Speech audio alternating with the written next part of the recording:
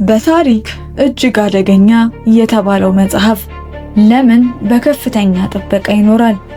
በዓለም ላይ በሚሊዮን የሚቆጠሩ መጽሐፍት አሉ። አንዳንዶቹ ያስተምራሉ፣ አንዳንዶቹ ያዝናናሉ። ነገር ግን አንዱ መጽሐፍ ከሁሉም ይለያል። በጣም አደገኛ ከመሆኑ የተነሳ በልዩ ጥበቃና በሚስጥር ተቆልፎበታል። ይህ መጽሐፍ ምንድነው? ማንስ ጻፈው? በውስጡስ ምን አይነት አስፈሪ ሚስጥር ይዟል? በዚህ ቪዲዮ የታሪክ ተመራማሪዎችንና ሳይንቲስቶችን እንቅልፍ የነሳው የዓለም አደገኛው መጽሐፍ ሚስጥር እንፈታለን። እስከ መጨረሻው አብራችሁን ቆዩ። በዓለም ላይ እጅግ ገዳይ የሆነው መሳሪያ ቦምብ ወይም ጥይት ሳይሆን ወረቀት ቢሆንስ? ምናባችሁን እስኪ ተጠቀሙ። አንድ ጥንታዊ መጽሐፍ አለ። ገጾቹን ገልጻችሁ ማንበብ ስትጀምሩ በቃላት ፋንታ ሞትን ብታገኙስ? ይህ ተረት አይደለም። በታሪክ ውስጥ አንድ መጽሐፍ አለ። ስሙን መጥቀስ እንኳን የሚከብድ የነኩት ሰዎች ሁሉ ሕይወታቸው ያለፈበት እና ዛሬም ድረስ በፈረንሳይ ብሔራዊ ቤተ መጻሕፍት ውስጥ በብረት ሳጥን ተቆልፎ የሚጠበቅ። ለምን ዓለም ይህን መጽሐፍ የምትፈራው? ዛሬ እውነቱን እናያለን። ይህ መጽሐፍ በብዙዎች ስሞች ይታወቃል። አንዳንዶቹ ዘግራንድ ግራሞር ይሉታል፣ ሌሎች ደግሞ ደሬድ ድራገን ይሉታል።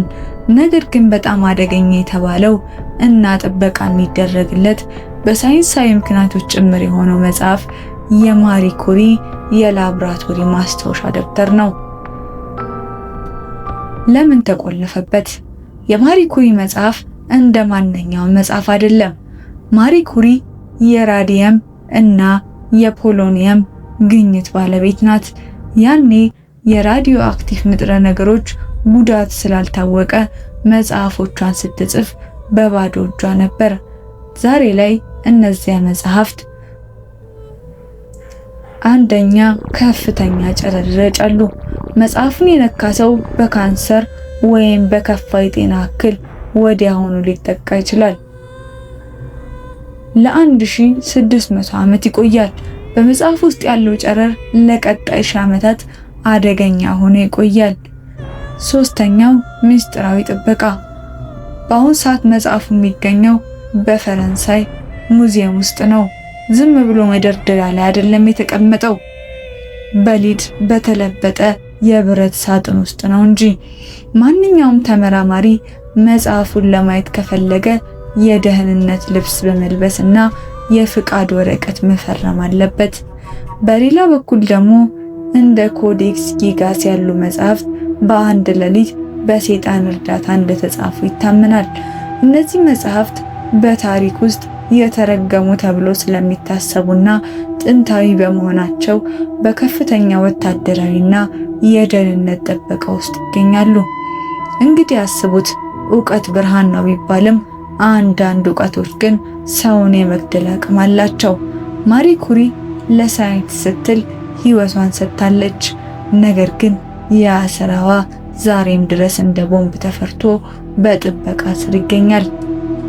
እናንተስ ምን ታስባላችሁ? ይህ መጽሐፍ መጥፋት ነበረበት ወይስ ለታሪክ ተጠብቆ መቀኘቱ ትክክል ነው? ሐሳባችሁን በኮሜንት አጋሩን። ይህ ቪዲዮ ከተመቻችሁ ላይክ ማድረጋችሁን አትርሱ። እንዲህ ያሉ አስገራሚ ታሪክ እንዲደርሳችሁ ደግሞ ቻናሉን ሰብስክራይብ አድርጉ። በሚቀጥለው ቪዲዮ እስከምንገናኝ ሰላም ቆዩን።